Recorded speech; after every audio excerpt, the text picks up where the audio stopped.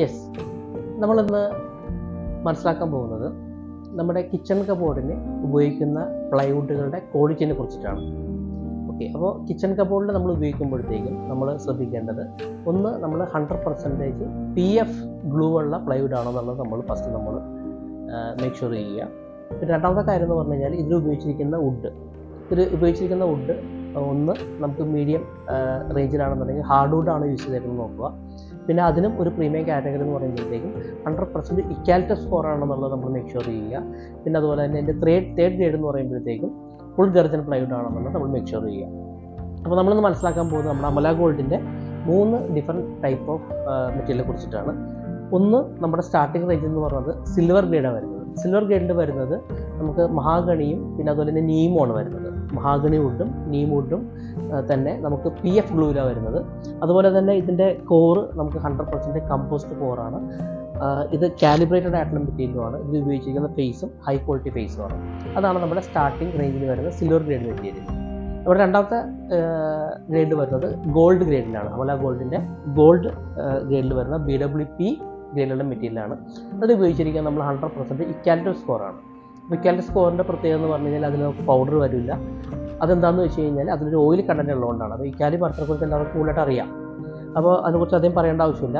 അപ്പോൾ ഇതും നമുക്ക് 100% കാലിബ്രേറ്റഡ് മെറ്റീരിയലാണ്. ഇതിൽ ഉപയോഗിച്ചിരിക്കുന്ന ഫേസ് നല്ല ക്വാളിറ്റി ഫേസാണ്. പിന്നെ ഫസ്റ്റ് സ്റ്റേജ് PF ഗ്ലൂ ആണ് ഇതിൽ യൂസ് ചെയ്തിരിക്കുന്നത്. പിന്നെ ഇതിലെ കോറ് 100% കമ്പോസ്റ്റ് കോറാണ്. പിന്നെ ഇതിൻ്റെ അടുത്ത റേഞ്ചിൽ വരുന്നത് പ്രീമിയം ഗ്രേഡിൽ വരുന്ന മെറ്റീരിയലാണ് പ്ലാറ്റിനം എന്ന് പറയുന്നത്.